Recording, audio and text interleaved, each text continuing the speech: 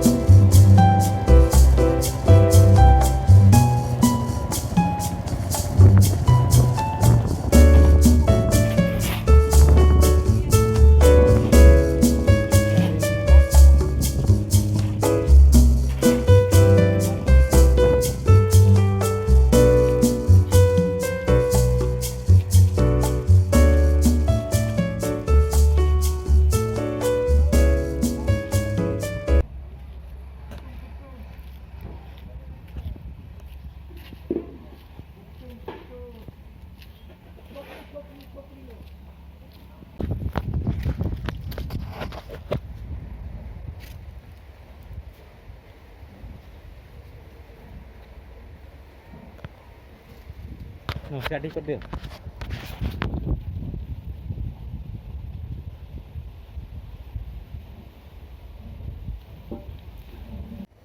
राम राम दोस्तों, एवं बर्तमान आम आसी पहुँचु हाथीबारी माँ अधिष्ठी देवी माँ सुनामयी पीठ। आसतु ये बुलाबुली करवा एवं उपभोग करवा। तापर आम जा आमर हाथीबारी डैम आड़क गति करवा सेपटे देखा कौन कौन सब अच्छी तार मनोरंजन करवा उपभोग करवा। बहुत सुंदर जगह लगुच परिवेश प्राकृतिक परिवेश। आ जदि कौन सी नुआ लोक आसपा चाहूँ केमती कौन सुविधा रही रास्ता घाट केमती कौन रही?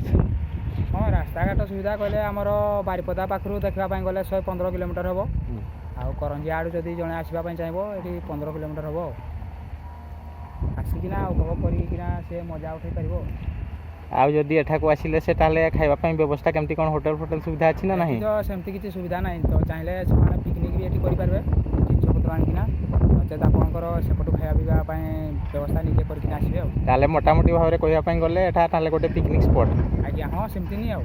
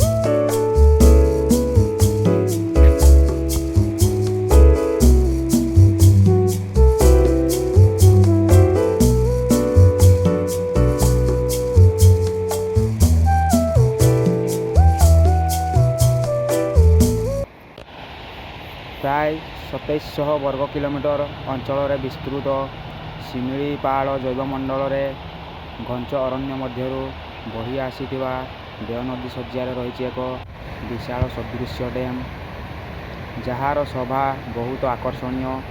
चारिदिगरे बिछाई होई पर्वतमाला जलभंडार मध्य अल्प किछि दृश्यमान घर और वृक्ष केउ एक अधा बुढ़ा शेष सभ्यतार भली देखा जाउची।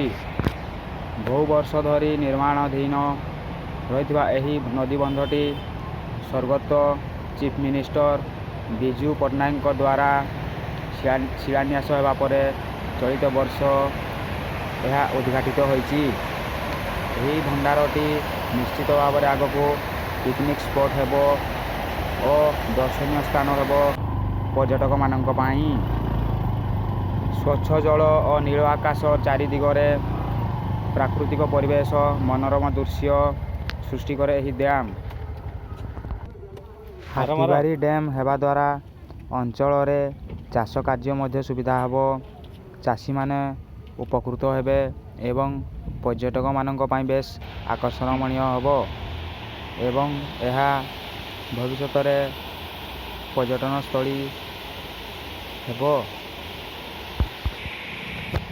यही भिडियोटी जदि आपन को भल लगी थाए ताहले लाइक कर दियंतु।